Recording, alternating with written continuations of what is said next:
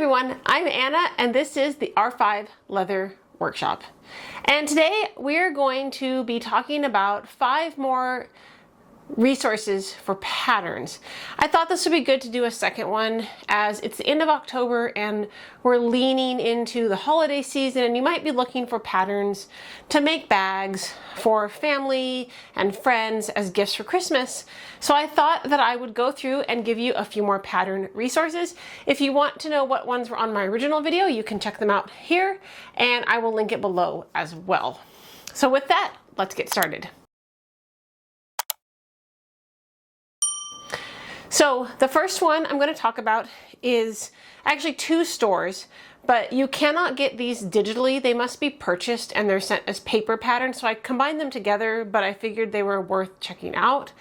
That is Tandy and Weaver Leather. So you have Tandy Leather and you have Weaver Leather, 2 separate websites, but both of these only offer acrylic pattern pieces as well as paper patterns. So from what I could tell, at least on the website, I couldn't find any like PDF patterns for immediate download.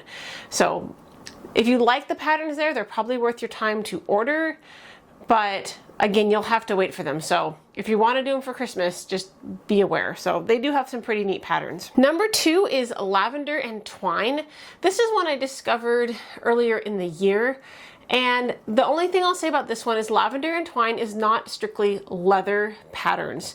Lavender and Twine is mostly fabric patterns, although I notice in a lot of her prototypes she uses things like cork and vinyl, which means that these patterns can be very easily adapted over to leather because of the thickness. That being said, all of the Lavender and Twine patterns would probably be best suited if you have an industrial sewing machine because there's so much sewing involved in them. I've made one bag from them and I definitely benefited from having this industrial machine. I did that 100% on the machine, except for maybe I hand stitched the top. So just be aware of that one with that. The next one is Springbok Craft Co. Now she has her own YouTube channel where she does tutorials for how to make her patterns, and all of her PDF patterns are available on Etsy. So I would recommend going to her channel to find the links to the patterns you like, because when I looked on Etsy directly, Etsy tried to give me ones that weren't from her. So just be aware of that. Her patterns are really neat. I will say the only thing I'll say here is, again, you'd probably benefit from a sewing machine.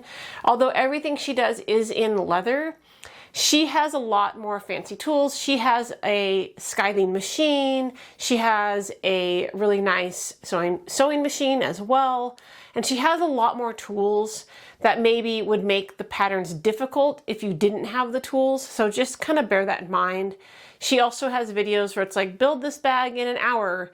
Well, you have to have these specialty tools in order to get those done in an hour. If you hand stitch them, they're much longer projects. So just be aware of that with her patterns. I have actually made a couple of her patterns as well. They're super easy. This one here is one that I made from Springbok Craft Co. And sometimes when she puts out new videos, she gives the pattern away for free. So that's kind of nice. Again, this one definitely needed to be, it didn't have to be hand sewn, but it would have taken me 3 times as long to hand sew this bag. So just bear that in mind. So the next one is Buckleguy.com, which is a great resource for hardware. They also have several PDF patterns, and as they focus more on hand sewn stuff, their patterns are much more, their patterns are probably better for people who do a lot of hand sewing. So check them out. They have a ton of patterns at pretty reasonable prices. And then the last one is Rocky Mountain Leather Supply. Much like Buckleguy, Rocky Mountain Leather Supply also tends to cater more towards the people who do more hand stitching and less sewing machine sewing with their leather. So a lot of their patterns are meant for hand sewing, and so the patterns reflect that. So I think those two, both the Buckleguy and the Rocky Mountain Leather Supply ones, are great resources if you only do hand sewing. Tandy and Weaver probably also. It's just you have to wait for the paper patterns if you order them or go to a physical location in the case of Tandy. anyway, with that, I know that's a super short video. I know I haven't done a lot of stuff in October. Life has been a little bit crazy. I'm hoping to get some more videos out, but I'm still trying to get at least 2 out a month. So thank you for those of you that have hung on, and I can't wait to see you in the next one.